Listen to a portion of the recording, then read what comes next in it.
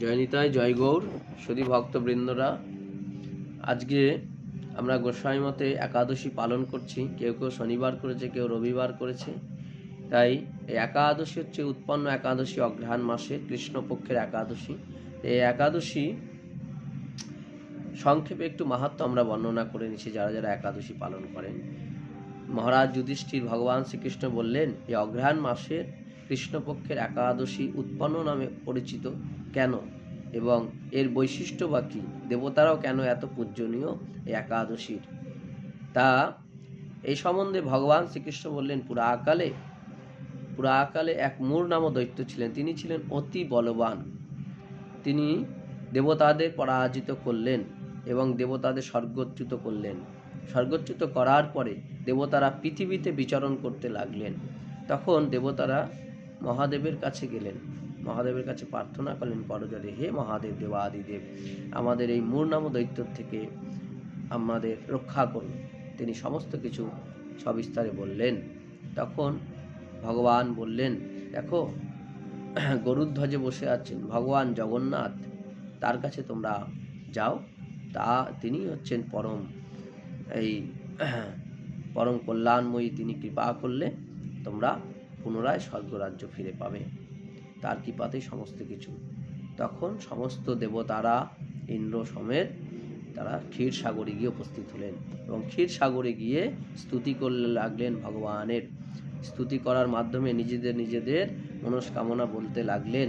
সেই স্তুতি স্তবের মাধ্যমে ভগবান শ্রবণ করে ভগবান ইন্দ্রের কাছে জিজ্ঞাসা করলেন, হে ইন্দ্র, কে এই মূর, তার কি বলশালী আছে, আমাকে সবিস্তারে বলো। তখন বললেন যে ব্রহ্ম বংশে জঙ্ঘা নামে যে অসুর ছিল তারই পুত্র মূর। তিনি অতি বলশালী এবং আমাদের স্বর্গ রাজ্য থেকে বিতাড়িত করে তিনি স্থাপন করেছেন। তখন তিনি ভগবান সেই কথা শ্রবণ করে ইন্দ্রের সাথে গেলেন এবং সেই মূর দৈত্যের কাছে গেলেন। মূর দৈত্য যখন দেখলেন ভগবান আসছেন নারায়ণ, তখন গর্জন করতে লাগলেন এবং অসুর আর দানবের যুদ্ধ হতে লাগলেন। বহুকাল পশ্চাৎ যুদ্ধ হতে লাগলো এবং দেবতারা পরাজিত হলেন, পালিয়ে যাচ্ছিলেন এদিক ওদিক। তখন ভগবান রণক্ষেত্রে একাই ছিলেন। ভগবান বললেন, দেখো তাহলে আমার বাহুর এই বল। তখন একে ভগবান বাণ নিক্ষেপ করলেন, কিন্তু তাতে বহু দৈত্যরা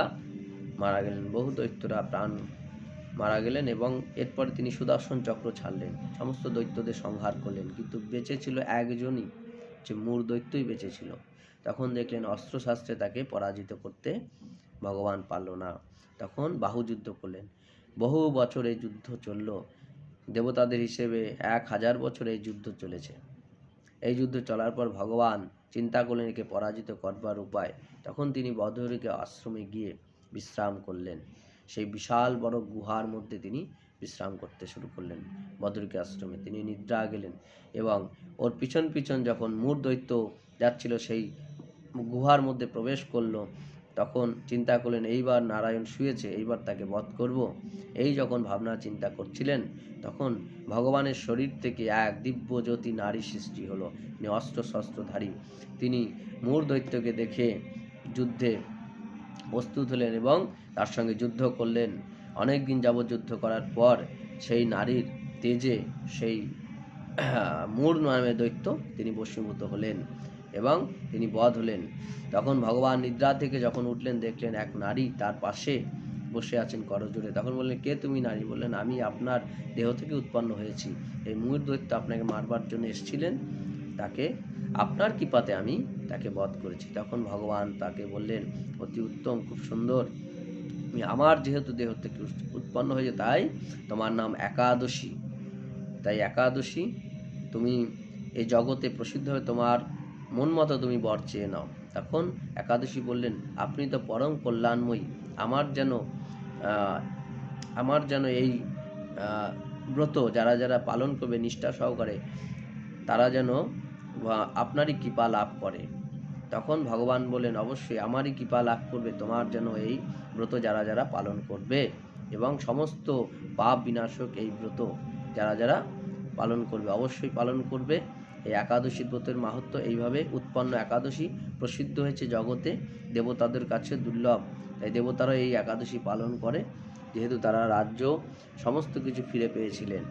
এই হলো একাদশীর খুব মাহাত্ম্য। এইভাবে ভগবান তাকে আশীর্বাদ দিয়েছেন, কৃপা করেছেন। এই একাদশী উৎপন্ন একাদশী তাই প্রসিদ্ধ। এই উৎপন্ন একাদশী এই অগ্রহায়ণ মাসে কৃষ্ণপক্ষে। জয় নিতাই, জয় গৌর। সবাই একাদশী করবে, আগামী দিন পালন করে নেবে শুধু ভক্তবৃন্দরা, যে যেখান থেকে দেখছে।